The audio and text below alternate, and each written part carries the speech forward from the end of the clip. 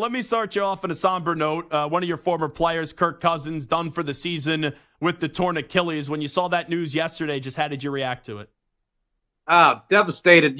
He's been so durable throughout his career. He's always available, and this is a very unique thing for Kirk Cousins. I can count on my hand as many times he's been on the injury report with me. He never was injured. He's always played through any issues he ever had, and this is a tough deal for the Minnesota Vikings, but especially tough for Kirk because he's having a heck of a year. At 35 years old, now suffering a major injury, contract up at the end of the year, what do you think the NFL future is for Kirk Cousins? Future's bright still. Kirk will come back and rehab like a stud, like he always does. He'll work extremely hard. He'll get himself ready. His arm has not lost any zip whatsoever. He's never been a very mobile quarterback anyway. Doesn't do a lot of off-schedule plays. He's more of a timing rhythm, dissect the defense and get the ball out. He'll still be able to do that at a high level. Yeah, I'll be curious what the market looks like. Now, it's still really early in the season. I know the Niners have lost 3 in a row. When I'm watching that yesterday, knowing Kirk's 35, contracts up with the Vikings, I'm thinking to myself, if things don't go well for the 49ers, wouldn't surprise me if he reunites with Kyle Shanahan next year. Would not surprise me one bit. I know Brock Purdy's a heck of a quarterback and had a heck of a start to his season for a young guy. But Kirk's got a little bit more experience, and they have a track record. The track record with Shanahan's and Kirk would not surprise me. But Purdy's pretty dang good. When you look at the 49ers, is it just as simple as the last few weeks, the injuries have caught up to them, and that's why you've seen this team lose 3 games in a row?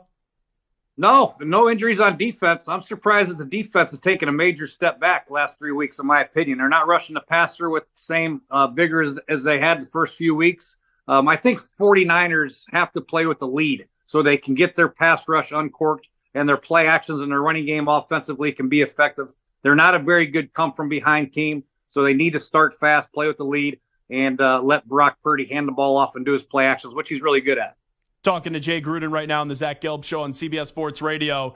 I look at Kansas City. It's tough to be concerned with them, and they only have 2 losses on the season. We know as long as 15 and 87 are healthy, they're going to be a tough team to beat in January. But that offense, when I watch it this year, they don't look like they've been clicking with the way that we've seen Kansas City the last few seasons. When you watch the Chiefs, what are you seeing from your coaching view? Well, I think somebody has to step up other than 87. Like you said, Kelsey's obviously a heck of a player. There's no doubt about it, but there's only so many balls that he can catch. I mean, he can catch 8 or 9, but somebody else has to step up. And right now, nobody's doing that. Last year, it was Jerick McKinnon out of the backfield.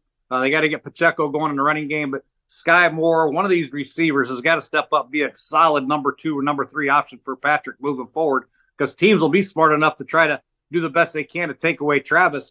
They're going to have to find some other way to get the ball down the field to somebody else. When you evaluate the AFC, do you still view them as the best team in the AFC, or do you go somewhere else? I always go with the best quarterback in the AFC, and that's Mahomes, and I go the best defense, and that's Kansas City. So right now, with the defense playing the way they're playing, and obviously Patrick and Kelsey, I still give it to them. But there is a team that's creeping up the ladder with Joe Burrow getting healthy. They're starting to click. You can see it.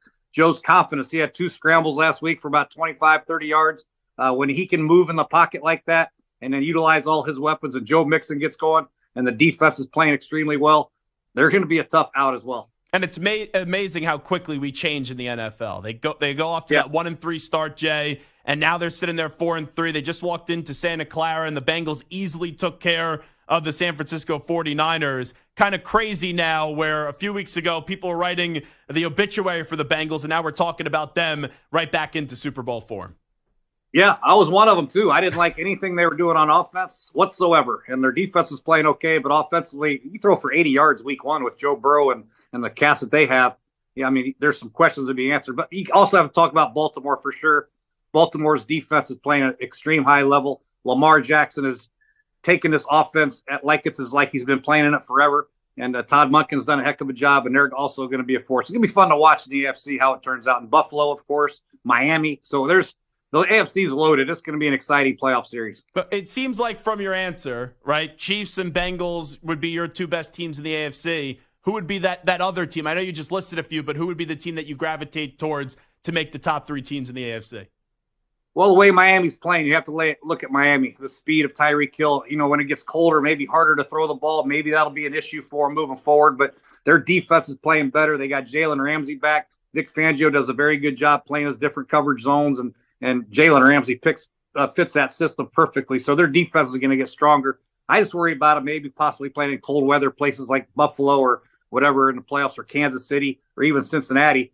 But they're obviously a tough team to beat as well. And it's amazing. 94 days ago, you have the meniscus injury with Ramsey. He comes back quicker than anyone could have expected. And like you said, Jay Gruden had the interception in their win over New England. Looking at their offense, though, it starts with Tyreek Hill. I know Tua has been sensational, but we're 8 games into the season. Tyreek Hill already has over 1,000 yards. I thought he was a little bit crazy before the start of the season, Coach, when he was talking about 2,000 yards just because there's so many mouths to feed in Miami. But right now, I think he's the MVP of the NFL. I know that the award's usually a quarterback award, but I think there's a big case to be made for Tyreek Hill to win the MVP. I agree. I think A.J. Brown's in that mix, too. I think you could flip a coin with those two guys. A.J. Brown's had over 120 yards 6 games in a row, something insane like that. But those two guys dominate the game, and you know they're going to get the ball, and they still get it. You still can't take it away. You try to play in and out. You try to play over the top. They split coverage. They run over the top of things. And they're both amazing players. It wouldn't surprise me at all if Tyreek or A.J. Brown got MVP. I know you coaches, you never like your teams to get too high. The Eagles are 7-1, but I think the best thing for Nick Sirianni is I don't even think they played their best brand of football. And you even saw it yesterday. They could play better, and it was still good enough to find a way to beat the Commanders. Yeah, they scored 38 points, I believe it was, and they fumbled twice inside the 5-yard line. That's pretty impressive. That doesn't happen very often.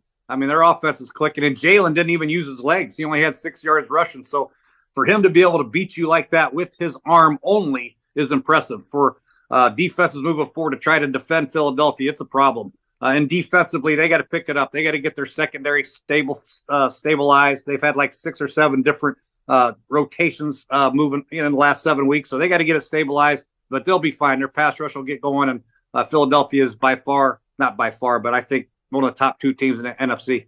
And with the way that the Commanders on the flip side aren't performing well, new ownership coming in, I think we're all expecting Ron Rivera at the end of the season to unfortunately lose his job. A name I've been throwing out there has been Jim Harbaugh, especially what's going on with Michigan right now and possible sanctions coming. Who knows if the NFL would punish him as well. There's one report over the weekend. Could you see Harbaugh jumping back to the NFL, and do you think the Commanders would be a good fit?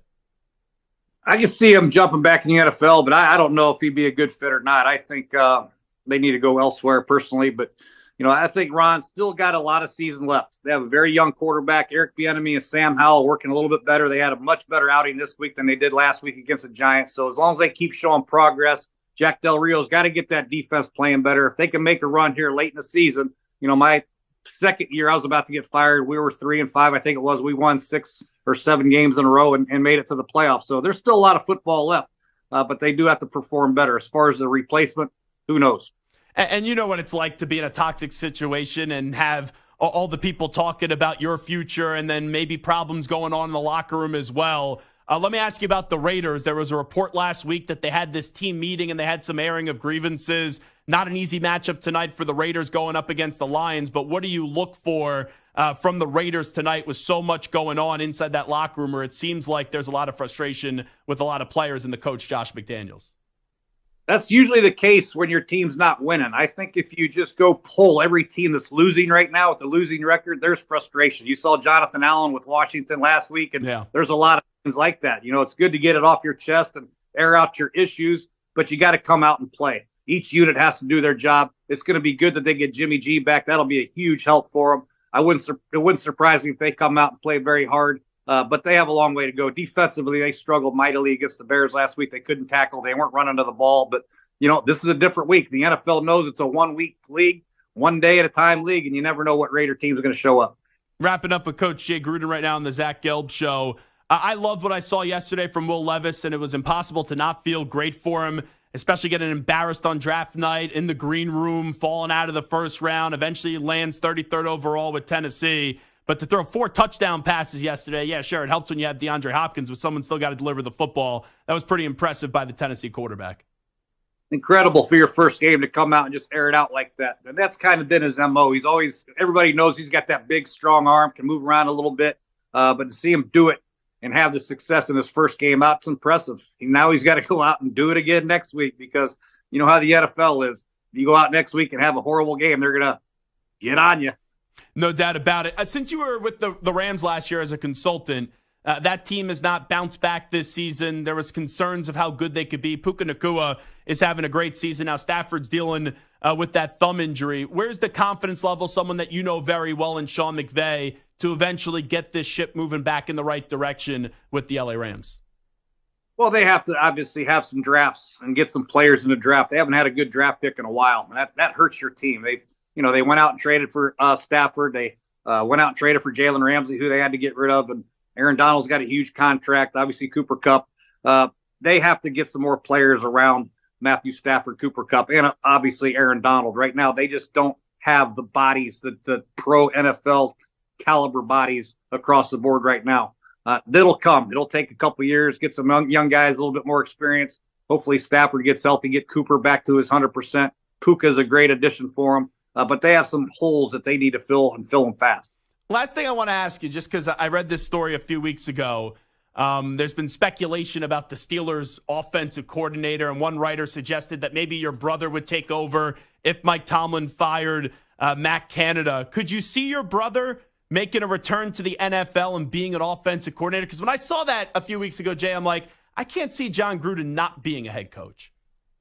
Yeah, no, I think that's pretty much speculation right there. That's one of those reporters who wanted to get more Twitter followers or something. That's not going to happen right now. John's doing his own thing right now. He's got his own personal issues he's dealing with right now with the league, and I'm sure once they get taken care of, he'll come in smoking somewhere. But I would seriously doubt to be offensive coordinator. And then one more quickie here. When you get to Derek Carr, who he's worked with, still works with, and knows very well, Saints have been up and down, but now they're 500. Do you think they'll find a way to win the NFC South, or do you look at another team to emerge from that division? It's wide open, right? I mean, who else is there? Tampa Bay, Atlanta, Carolina. I mean, it's wide open. I think the NFC South should go through New Orleans because of Derek Carr's experience and presence.